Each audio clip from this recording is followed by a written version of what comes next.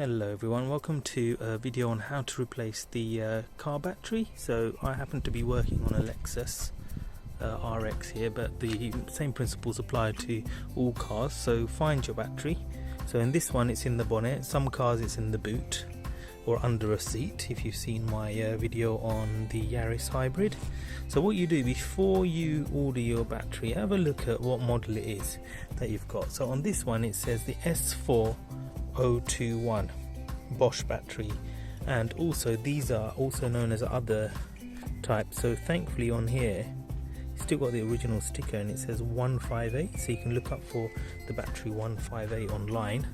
I ordered mine, I ordered the same one again. I found it cheaper on eBay rather than Eurocar parts, but you can do Eurocar parts if you like for convenience sake. The other thing you must do before you order is work out where your terminals are. So looking from the face or front of the battery, you can see the negative is on the left side and the positive is on the right side. So make sure you order the battery that's got the terminals the right way around, because some cars the positive is on the right and the negative is on the left, etc. So on this one I've got to make sure the negative is on the left and the positive is on the right. So I'll show you just what I got. So here's the battery I got. As you can see, it's S4021, all the right amperages, and then the positive is on the right side and the negative is on the left. So let's get fitting. So to take off the battery, what you do is you take the negative off first the negative, and then you take the positive, and then when you refit it's the opposite. Okay, so stage one, take off the negative and then the positive, and then when we refit, positive, negative.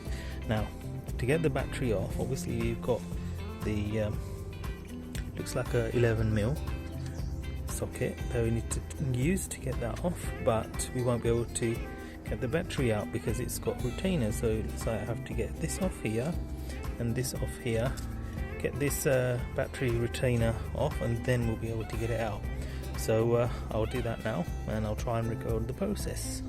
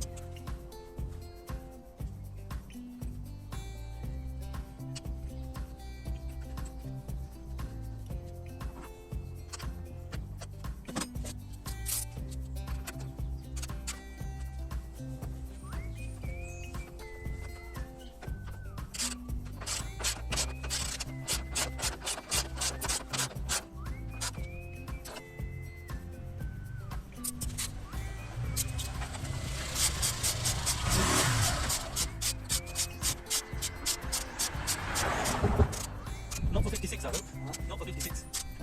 Huh? Oh, I was going to say she just left. Yeah,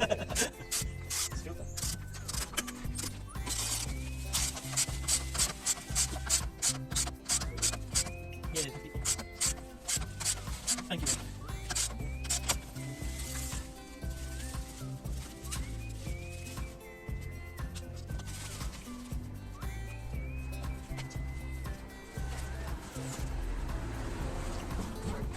Thank you, mate.